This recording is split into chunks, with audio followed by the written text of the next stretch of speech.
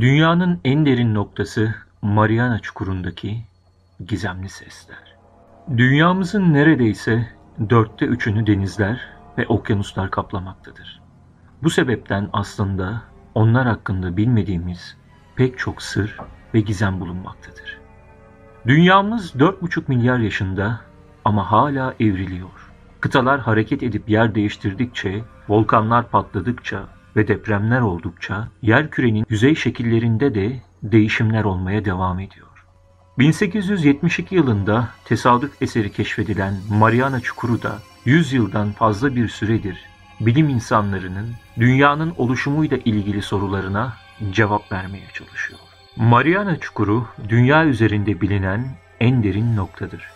Büyük Okyanus'tan Guam adasının güneybatısına, Japonya ve Endonezya arasında iki ülkeye de aşağı yukarı eşit uzaklıkta yer alır. Yapılan son ölçümlere göre en derin noktası yaklaşık 10.994 metredir. Uzunluğu 2.542 kilometre, genişliği ise 69 kilometredir. Okyanusal nitelikte iki plakanın çarpıştığı sınırda derin çukurlar oluşabilir. Mariana Çukuru da Pasifik plaka ile Mariana plakasının çarpışması sonucu oluşmuş bir çukurdur ve iki plaka sınırındadır. Suyun içine atılan 1 kilogram kütleli metalin tabana ulaşması yaklaşık olarak 1 saat sürer. Ancak suyun yoğunluğu ve metalin öz kütlesi de hesaba katıldığında tabana ulaşma süresi artıp azalabilir. Dip noktasındaki basınç ise yeryüzündeki basınca göre yaklaşık 1000 kat daha fazladır. Mariana Çukuru'nda hayat belirtileri vardır.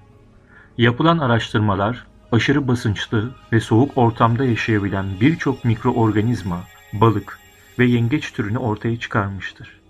Burada yaşamın temel kaynağı 300 dereceye ulaşan volkanik püskürmeler ve buradan çıkan sülfürlü metabolizmada elde edebilen bakterilerdir. Bu kadar derinlikte yaşayan balık türlerinin hayatları yüzlerce yılı bulabilmektedir. Buradaki canlıların çok eski, prehistorik dönemden bu yana aynı kaldığı düşünülmektedir. Yazılı tarihin uzunca bir dönemi boyunca insanlar deniz tabanının belli bir derinlikten sonra düz ve cansız olduğunu düşünüyordu. Fakat 1872 yılında İngiliz araştırma gemisi HMS Challenger, okyanus tabanının haritasını çıkarmak düşüncesiyle yola çıktı.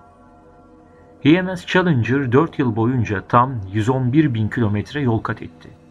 Yolculuk sırasında 4.000'den fazla yeni canlı türü keşfetti. Challenger'ın deniz dibini araştırması oldukça basit, hatta ilkel denilebilecek bir yöntemle yapılıyordu. Mürettebat her 225 kilometrede bir toplam 400 kilometre ip ve onlarca kilo kurşun ağırlığında derinliği ölçüyordu.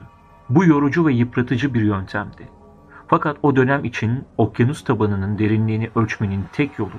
Batı Pasifik'e geldiklerinde Guam adasının 320 kilometre açığında mürettebat rutin olarak ölçüm için ip indirdi.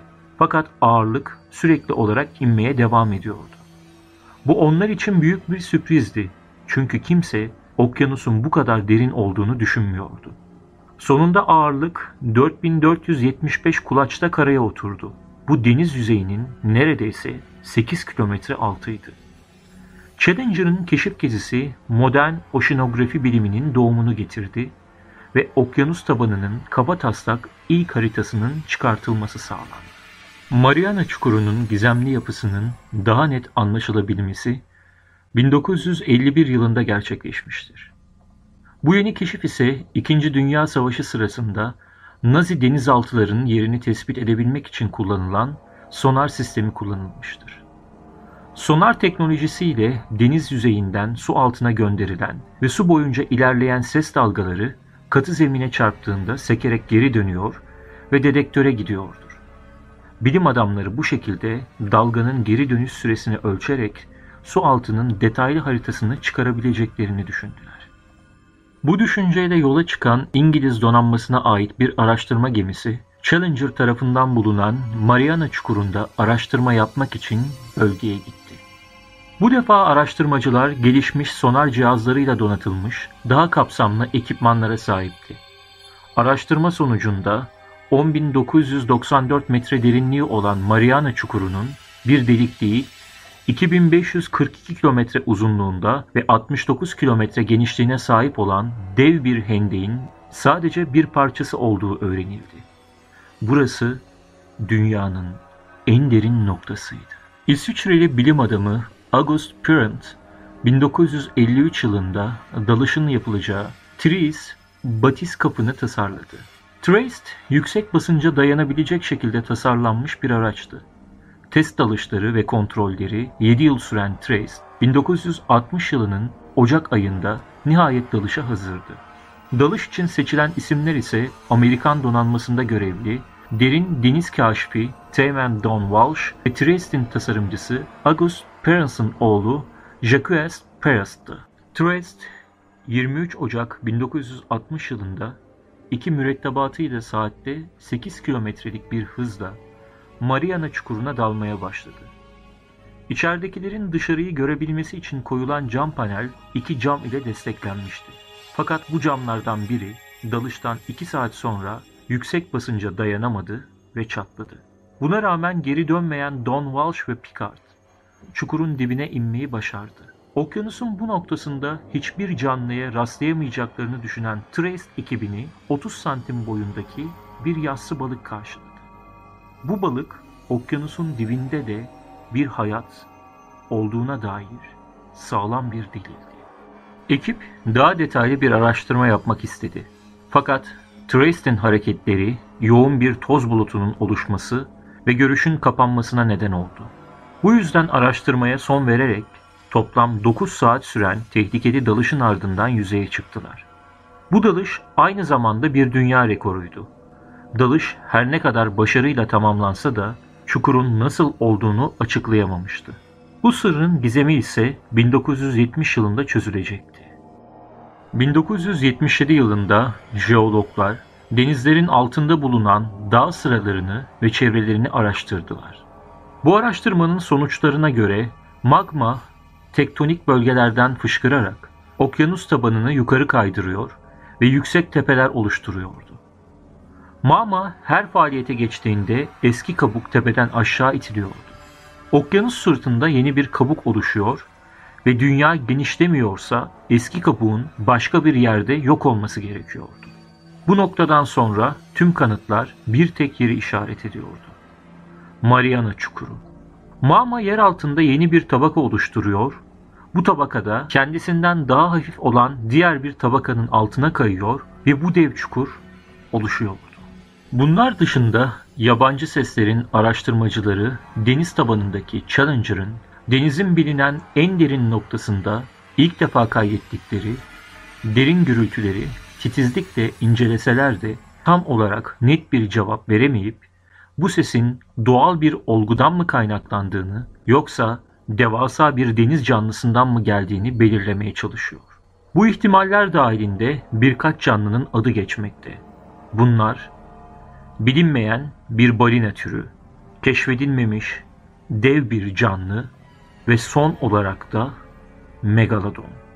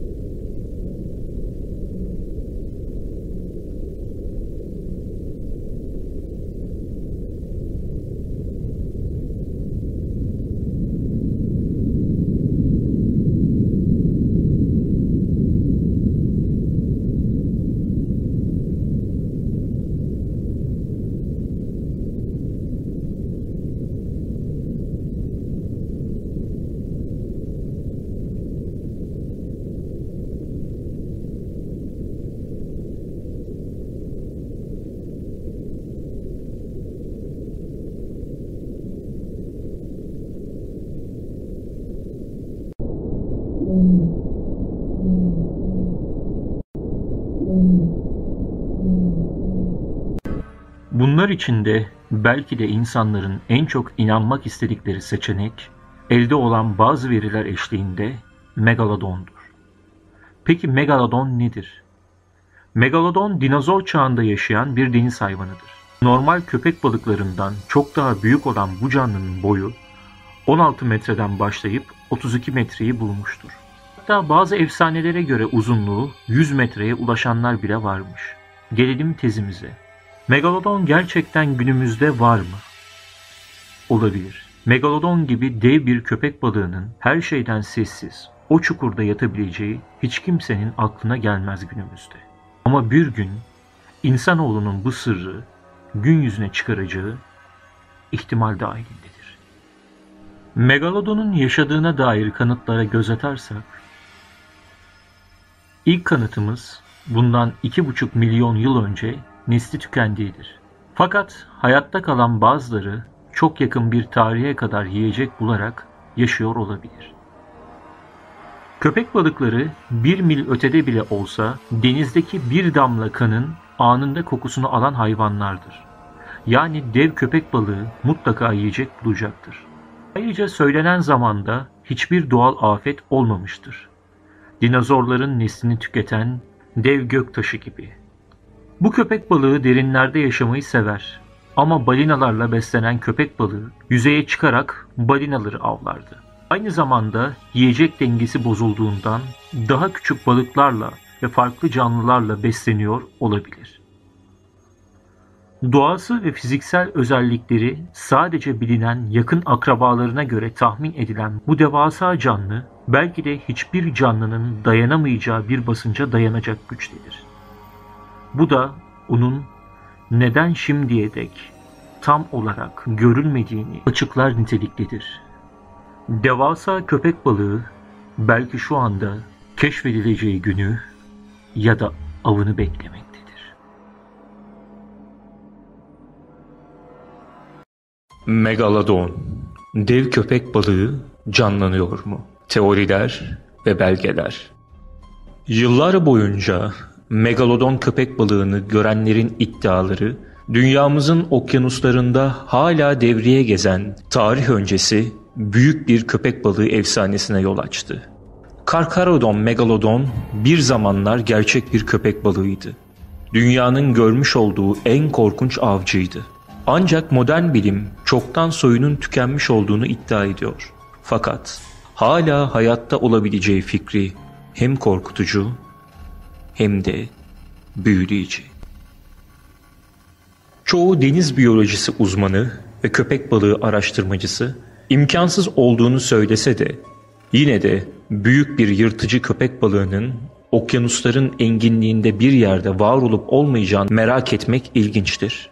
30 metre uzunluğuna varan megalodon şimdiye kadar yaşamış en büyük köpek balığıydı. Yetişkin balinaları avlayan, dişlerin ve kasların oluşturduğu en mükemmel parçalama makinesiydi. Orada hala keşfedilmemiş, yaşayan, canlı bir popülasyonun olabileceğini hayal etmek zor. Yine de dünyanın dört bir yanından 30 fit uzunluğunda ya da daha fazla büyük köpek balıkları ara sıra rapor edilmekte. Acaba bunlar modern megalodonun görülen yeni boyutları mı? Yoksa bu şahitler ne görüyor? Ana bilim akımı yanlış mı? Yoksa o hala okyanuslarda mı? Son yıllarda megalodon köpek balığını çevreleyen çok sayıda tartışma yaşandı. Bu da günümüzde megalodon karşılaşmaları, milyonlarca yıldır okyanuslarda yüzen gerçek yaratık hakkında büyük bir karışıklık yarattı. Ne yazık ki bazı insanlar bu hatalı bilgileri megalodonun tamamen uydurulmuş olduğunu anlamına gelecek şekilde yorumlamıştır. Megalodonun gerçekten var olduğundan emin olabiliriz.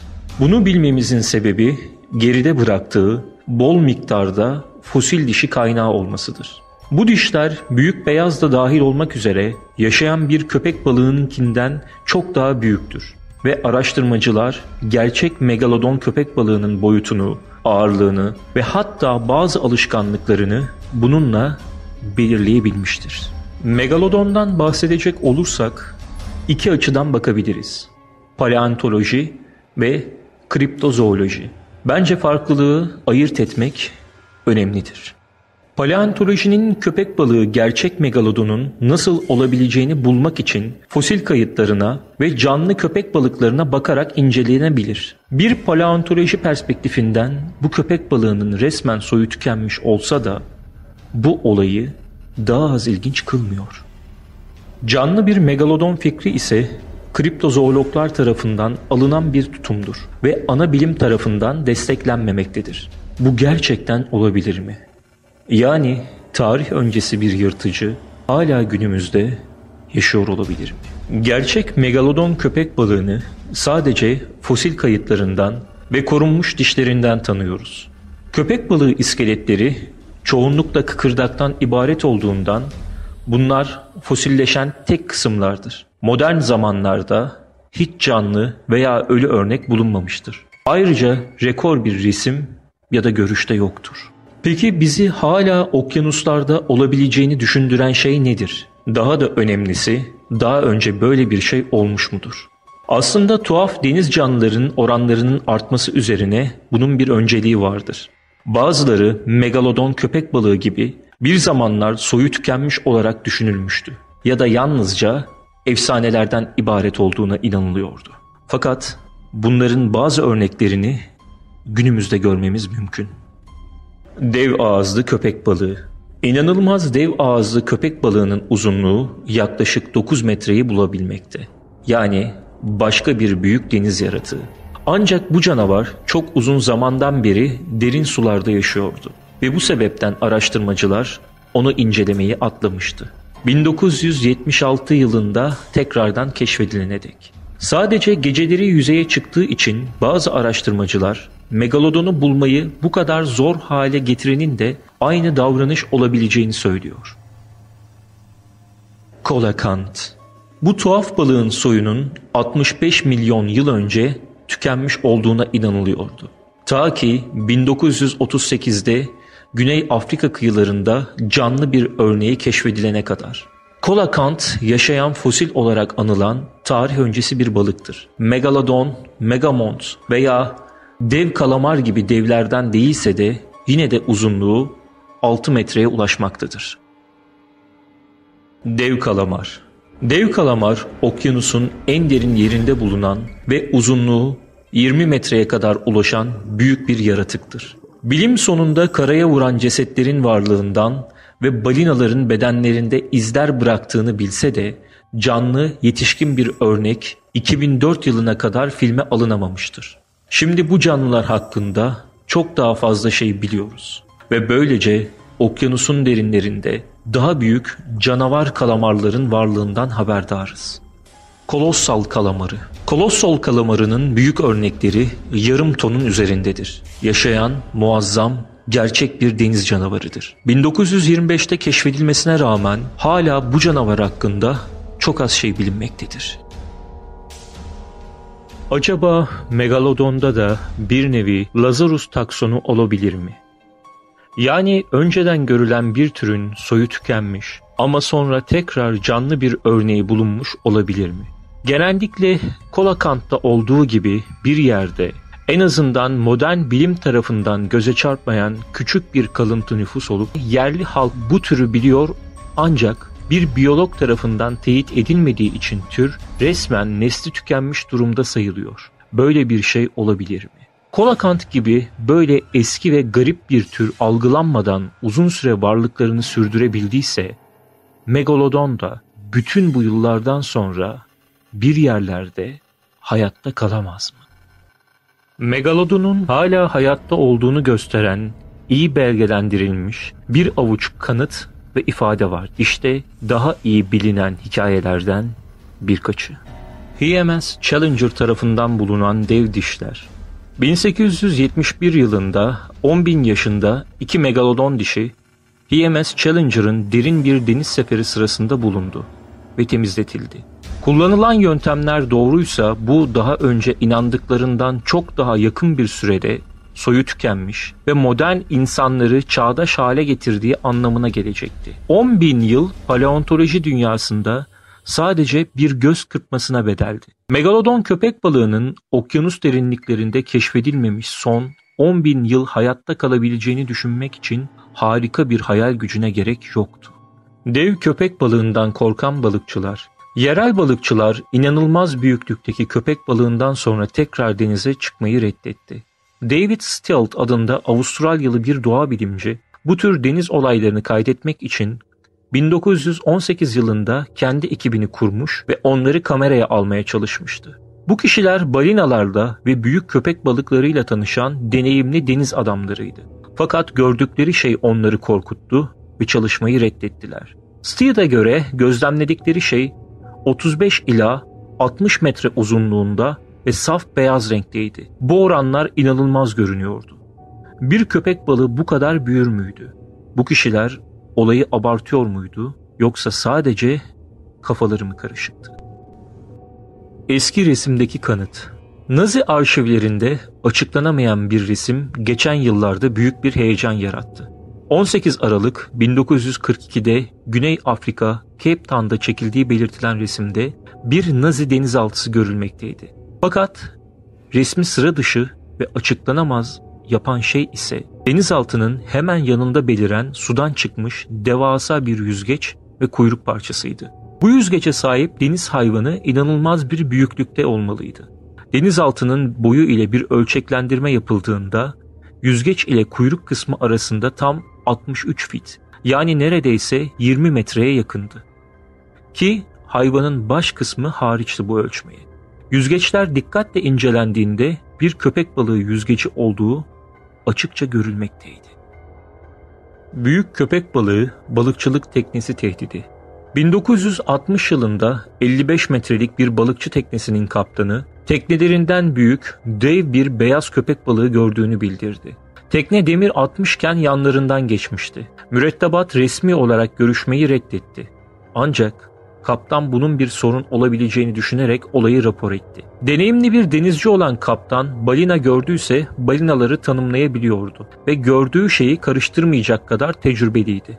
Teknenin yanından geçen şeyin gerçekten de dev bir köpek balığı olduğunu bildiriyordu. Bu gibi öyküler gerçek buluşmalara mı dayanıyordu? Yoksa sadece denizde çok uzun süredir kalan denizcilere ait hayal gücünün ürünü müydü? 21 Ocak 2009 tarihinde Hawaii sahilinde büyük bir balina cesedi vurdu. Dalgaların sahile sürüklediği cesede dikkatle bakıldığında kuyruk kısmından büyük bir parçanın olmadığı görüldü. Sanki bir yere kısılmış gibi düz bir şekilde kesilmişti. Cesedi inceleyen deniz biyologları bunun tek bir seferde olduğu yönünde beyan bildirdi. Ceset taze sayılırdı. Yani uzun zamandır denizde sürüklenmemişti. Bu da her balığın bir parça alıp koca bir kesik yapma ihtimalini zayıflatıyordu. Peki koca bir balinanın yarısını tek bir seferde kopartacak kadar büyük hangi hayvan yaşıyordu? Ne yazık ki daha yeni gözlemlere gelince sıradan araştırmacılar ve güvenirliği olan herhangi bir hikayeye ulaşmak çok zor. İnternet sözde megalodon karşılaşmalarının klipleriyle çalkalanıyor ve ne yazık ki hepsi de sahte. Megalodonun kendisi belki okyanuslarda bir yerde saklanırken kriptozooloji, deniz biyologları ve köpek balığı araştırmacıları günümüzde hala ciddi olarak bu yaratığı aramaktadır. Bazen sürpriz bir rapor, bir yerlerde görülen normalden daha büyük bir köpek balığı bu arayışı tekrar tetikler. Ancak büyük beyaz köpek balıklarının teorik olarak 20 metrenin üzerinde olabileceği göz önüne alınmadığından bunlar kesinlikle yanlış tanımlanmış hayvanlar olabilir.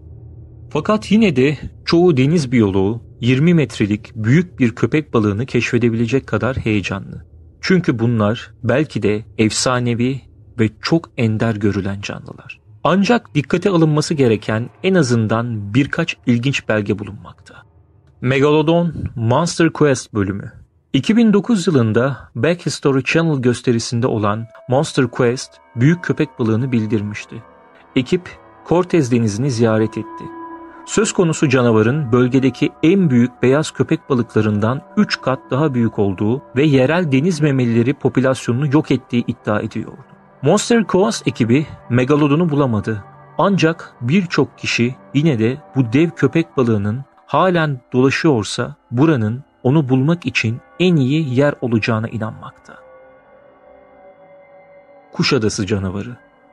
2012 yılında gösterinin bir bölümü Shark Wranglers Kuşadası canavarı denilen köpek balığı araştırmacıları tekne kadar büyük bir köpek balığı olduğunu iddia etti. Güney Afrikalı balıkçı bir grup röportajlarında tekne boyunda 30 ya da 40 metre uzunluğunda dev bir köpek balığı gördüklerini iddia etti. Bu balıkçıların tanık olduğu şey yoksa bir megalodon muydu?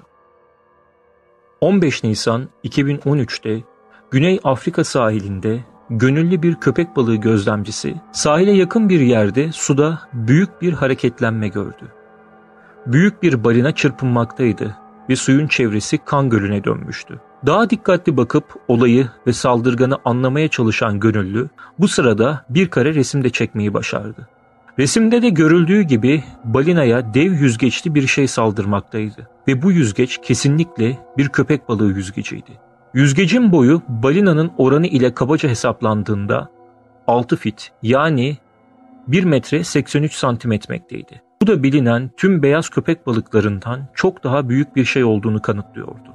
Bazı araştırmacılar bu yüzeyin bir katil balinaya ait olduğunu söyleseler de onların yüzey şekilleri resimdekilerden çok farklıydı. Konu her zamanki gibi sadece anlık bir heyecan yaratıp daha sonra kapandı. Kurtarma kamerasında yakalanan canavar. Brezilya sahil kurtarma 20 Kasım 2012'de batan küçük bir balıkçı teknesiyle ilgili bir ihbar aldı. Helikopter ile kurtarma timi olay yerine vardılar ve kazazedeleri vinç ile yukarı çekmeye başladılar. Son kazazedeyi de çekecekleri sırada vinç kamerasına dalgaların arasından geçen koca bir canlı takıldı. Olay anında bunu fark etmeyen görevliler daha sonra kamera kaydını izlerken bunu gördü. Canlı tam kazazedenin yanından geçmekteydi. Görüntüleri izleyen uzmanlar bunun bir balina olamayacağını, çünkü ağır kanlı hayvanlar olan balinaların bu şekilde çevikçe hareket edemeyeceğini, ancak balinaların kuyruklarının da yatay olduğu için görülebileceğini, burada ise görülmediğini söyleseler de varlık bir balina olarak tanımlandı ve olay kapandı. Ani karşılaşma. Mart 2013'te Avustralya'nın güney sahillerinde beyaz köpek balıklarının nüfusu ile ilgili bir araştırma yapan bilim adamları köpek balığı kafesinde iken inanılmaz bir şey gördüler. Kameraman Martin Isaacs bu anı kaydetmeyi başardı. Beyaz köpek balıklarını çekerken birden yan taraftan hızla kadraja giren bir köpek balığı yine aynı hızda kayboldu. Bu görülen diğer köpek balıklarına hiç benzemiyordu. Yan yüzgeçleri yarasa kanadı gibi kırçıldı, başının ve sırtının üstü ise ufak tepecikler ile doluydu. Daha sonra video defalarca izleyen uzmanlar bunun bilinmeyen bir tür olabileceği sonucuna vardı. Derin karşılaşma. Hükümet su altındaki kablo ve denemeler için özel su altı kameraları yerleştirmekte, kablolar boyunca neredeyse yüzlerce su altı kamerası bulunmakta, böylece su altında yapılan deneyler ve yerleştirdiği kabloları daha net izlemekteydi. Ayrıca bunu internet ortamından da canlı linkler vererek tüm dünya izleyicileriyle paylaşmaktaydı. Böylece denizaltı yaşamına meraklı kişiler derin okyanus dibini ve oradaki canlıları görebilmekteydi.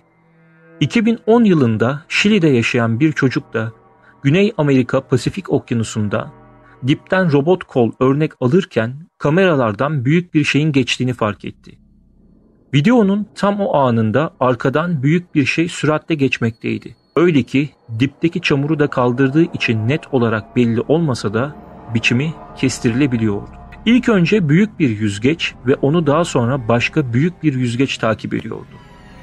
Hız ve karın kısmından bunun bir balina olmadığı belliydi. İki yüzgeç arasındaki mesafe ölçüldüğünde bunun yaklaşık 19 metrelik bir canlı olduğu belirlendi. Tekne saldırısı. 5 Nisan 2013 Güney Afrika'da bir bot parçalanmış olarak okyanusta sürüklenirken bulundu. İçinde kimse yoktu ve bot incelendiğinde büyük bir şey ile vurulup parçalandığı anlaşıldı. Botun içinden çıkan kamera kayıtları ise korkunç gerçeği sadece daha gizemli bir hale getirdi. Kayıtta teknedekiler neşe içinde balık avlarken görülmekte. Akşam olduğunda ise tekneye bir şey saldırıp batırmaya çalışmaktaydı. Daha sonra kayıt bitmekte ve görüntüleri seyreden uzmanlar tekneye neyin saldırdığını anlayamadı. ya da parçalanarak batmasına. Fakat o esnada birinin köpek balığı diye bağırdığı duyulmaktaydı. Bu olayda da teknedekilerin cesetleri asla bulunamadı ve olay zaman içinde önemini yitirdi ve her zamanki gibi bunun da fake olduğu söylendi. NASA'nın çektiği fotoğraf. 19 Ocak 2014 tarihinde NASA'nın MODIS Aqua uydusu Brezilya'nın güneydoğu kıyılarında üzerinde mikroskobik organizmaların oluşturduğu bir çiçek görüntüsü ele geçirdi. Güney Atlantik sularının kıta sahanlığı boyunca güneyden kuzeydoğuya 800 kilometre kadar uzanan yamalarla karartıldığına dikkat çeken bu resimde karartının bittiği noktada beyazın kabarık bulut benzeri görüntünün hemen ucunda bir karartı tespit edildi. Resim yüksek çözünürlükle yakınlaştırılıp bakıldığında bunun dev bir köpek balığı olduğu görüldü. Kıvrılmış şekilde yan yüzgeçleri, başının şekli ve kuyruk kısmının inceliği net bir şekilde görülmekteydi. Resim biraz daha kaydırılıp kıyıya yakın yerde bekleyen büyük otobüsler ile ölçeklendirildiğinde bu köpek balığının 22 metreye yakın olduğu sonucu çıktı. Bu korkunç bir boyuttu ve uzmanlar ile yetkililer panik çıkmasını önlemek için bunun sadece basit bir gölge olduğunu, küçük bir balık sürüsünün birleşerek bunu oluşturabileceğini ve bu gibi sonuçlar üretip insanları yatıştırdılar. Ve konu kapandı. Yaşayan bir megalodonun kavramı bazı ilginç filmler ve romanlar da üretti. Ve bunlar hem amatör hem de profesyonel olarak pek çok köpek balığı meraklılarının dikkatini çekti. Hatta Discovery Channel Shark Week 2012 için Megalodon'a özel bir bölüm ayırdı ve canavarın büyük bir rekreasyonunu tamamladı.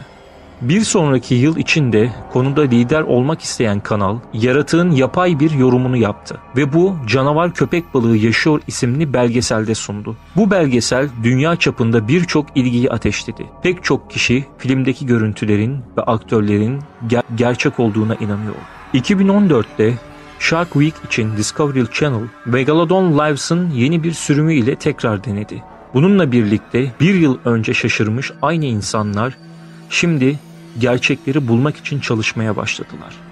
Megalodon'u dev bir büyük beyaz köpek balığı olarak düşünmekle birlikte pek çok araştırmacı bunun bir benzeri olmayacağına inanıyor. Gerçekten bazıları da yakın türler olabileceğini savunmakta. Büyük beyazlar gibi davrandılar mı?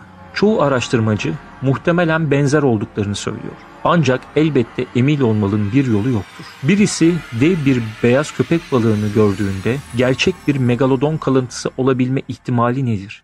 Bu açıdan bakarsak tarih boyunca sayısız, belgesiz megalodon gözlemleri olmuş olabilir. Megalodon dişleri tüm dünyada keşfedilmiş ve bugüne kadar bulunmaya devam edilmiştir. 2016 Şubat'ta Suffolk'ta bir adam bir gün yerel bir nehirde 80'den fazla megalodon dişi bulmuştur.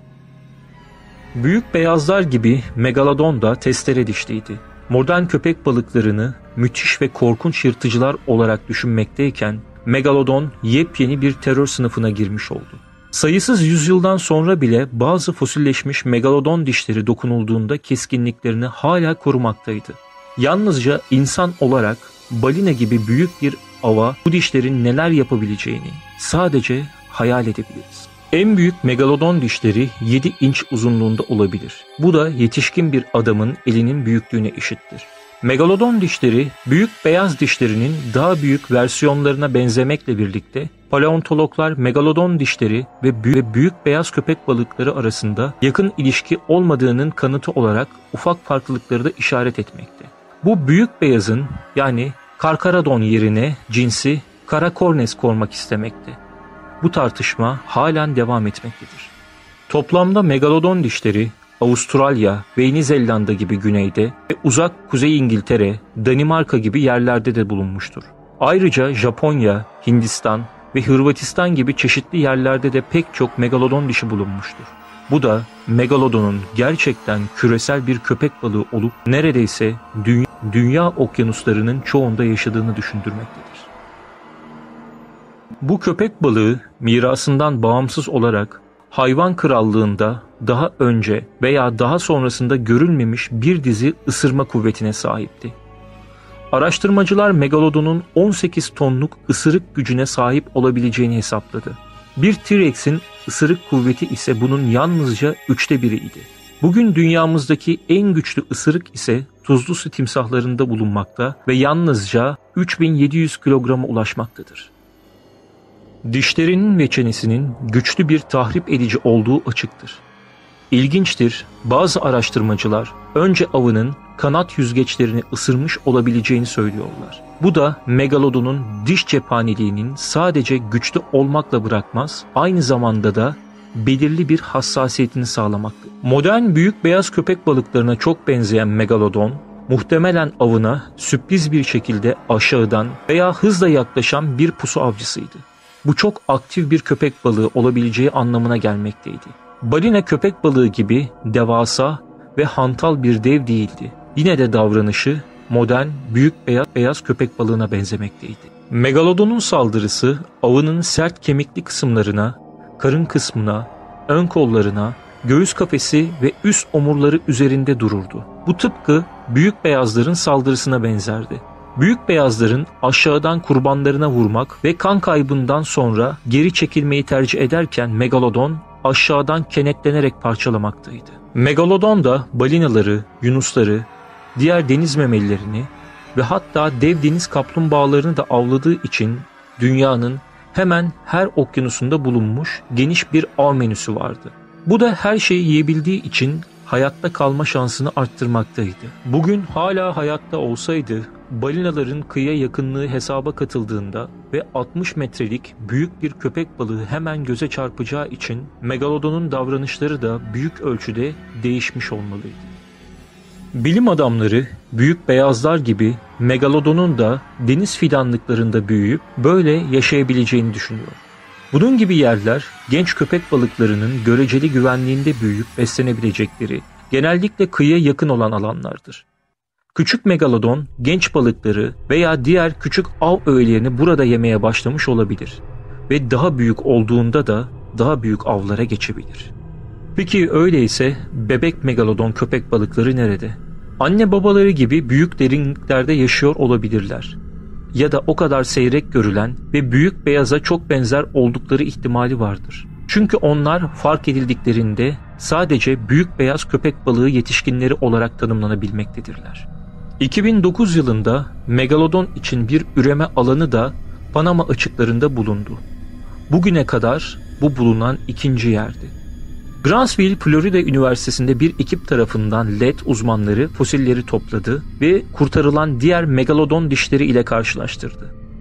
Dişler neredeyse sadece küçük köpek balıklarına ait olduğu sonucuna varıldı. Küçük dişleri inceleyerek uzmanlar küçük megalodonun 20 metre uzunluğunda olabileceğini belirledi. Bu şimdiye kadar kaydedilmiş en büyük beyaz köpek balıkları için bile devasa bir boyuttu. Megalodon köpek balığının eski Miyosen okyanusundaki en güçlü canavar olduğu açıktır. Ancak megalodon kadar korkunç bir başka yaratık olabilir mi? Yakın zamanda keşfedilen Livyatan balinası uzun bir ayak boyunda dişleri ile megalodon kadar büyüktü. Yemek için megalodon ile yarıştı, fakat bu iki tarih öncesi vahşi avcı karşı karşıya geldiğinde acaba ne oldu? Öyleyse bu köpek balığı böyle vahşi bir avcı olduğu halde neden öldü? Ne yazık ki en güçlü canlılar bile tabiat anaya karşı uygun değildir. Megalodon dünyanın her okyanusunda yaşarken gezegen o zamana kadar sıcak bir yerdi. Okyanuslar hala sıcak ve kıtalar Miyosen döneminde birbirlerine yakındı. Şimdi kuru olan kıyı kesiminde ılık sığ denizler kaplıydı. Kuzey ve muhtemelen dünya okyanusları için de megalodonun büyük erişimini sağlayan Güney Amerika arasında uzanan bir deniz vardı. Çevre bir soğuma dönemine girdiğinde deniz seviyeleri düşmeye başladı. Akıntılar kaymaya başladı ve yalnızca okyanusun kendiliğinden soğumasına değil, aynı zamanda da gıda arzında da bir değişime neden oldu. Megalodon ya daha soğuk iklimlerde kayboldu ya da besin sorunları sebebiyle bu yeni çevreye uyum sağlayamadı. Fakat bu yeni ortama ve megalodonun soyunun tükenmesini ihlal edebilecek diğer büyük yırtıcı deniz canlılarının yeniden evrimi ile durumun karmakarışık olabileceği olasılığı da bulunmakta. Biyocoğrafya dergisinde yayınlanan Nisan 2016 tarihli bir makalede Zürih Paleontoloji Enstitüsü ve Müzesi Üniversitesi'nde bir araştırma ekibinin yaptığı bir araştırma anlatılmaktadır. Çalışma için araştırma ekibi ilk olarak Megalodon'un büyük ölçüde nüfusunun küresel sıcaklığın soğuması teorisini inceledi. 200 Megalodon kayıtlarından elde ettikleri ve dünya çapında Megalodon nüfus aralığından ayrıntılı bir harita oluşturdu. İklim değişiklikleri kayıtları ve haritaya göre Megalodon nüfus azalması ve iklim değişikliği arasında görünüşte bir ilişki olduğunu keşfetti. Megalodon hala hayatta kalmak için daha soğuk sıcaklıklara, farklı bir ıslah örneğine ve çok farklı besin kaynaklarına uyum sağlamalıydı. Bu da bizi bazı megalodon popülasyonlarının olabileceği spekülasyonu edilen Mariana Çukuru'na ve okyanusun diğer derin bölgelerine bakmaya zorlamakta. Balinaların ve dev kalamarların okyanusların çok derinlerinden geldiğini biliyoruz.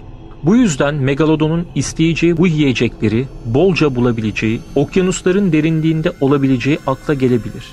Aslında büyük beyaz köpek balıklarıyla ilgili yapılan son araştırmalar, yiyecek aramak için oldukça derin dalışlar yapabildiklerini göstermektedir. Megalodon benzer alışkanlıkları izlediyse, belki de derin okyanus yaşamına uyum sağlaması, bazı uzmanların öne sürdüğü gibi hayatta kalmasını kolaylaştırabilirdi. Ne yazık ki bir hayvan ne kadar büyükse, çevresel değişkenliklere uyum sağlaması da o kadar zorlaşır. Bu köpek balıklarının büyük çoğunluğunun besin arzında büyük bir sıkıntıya adapte olabileceği ise zor bir ihtimal. Büyük deniz memelileri ile beslenmek için evrimleşmiş bir hayvan, örneğin okyanus balıklarıyla geçmek için zor bir zamana sahip olacaktır. Bununla birlikte farklı deniz kaynaklarına ve yaşam biçimine biraz uyum sağlamış olan küçük bir nüfusun ölümden kurtulabileceği ve küçük bir kalıntı olarak nüfusunu muhafaza edebileceği de düşünülmektedir. Bu megalodon olaylarının ve hikayelerinin hepsi caziptir. Fakat bu büyük köpek balığının hala canlı olduğunu önermek için yeterince gerçek midir? Dünyanın okyanuslarında bir yerde hala saklanmakta mıdır? Sahilden denize girerken endişelenmek için herhangi bir neden var mıdır? Eğer bu sizi daha iyi hissettirirse, ana bilim akımı bugün Megalodon'un var olma ihtimalini destekleyen tam kanıtlara sahip olmadıklarını söylemekte. Fakat yine de denizlerde, derin okyanuslarda, orada bir yerde devriye gezen devasa canavar bir köpek balığı fikrini düşünmek bile büyüleyici. Hala okyanusların çok büyük bir kısmının keşfedilmemiş olması ihtimali ise bu düşünceyi hep canlı tutmakta. Kim bilir? Belki de gerçek derinlerde bir yerde bulunmayı bekliyordur. Kanalımıza destek için abone olmayı ve aynı zamanda bildirim sesini açmayı unutmayın. Ayrıca Instagram'da 450 bin kişilik kapatılan sayfamız yerine yeni bir Instagram sayfası açtık. Gizemler ve Bilinmeyenler 3 olarak devam ediyoruz. Orada da kanalımıza destek vermek için takip etmeyi ve abone olmayı unutmayın. Bir sonraki videoda görüşmek üzere. Hoşça kalın.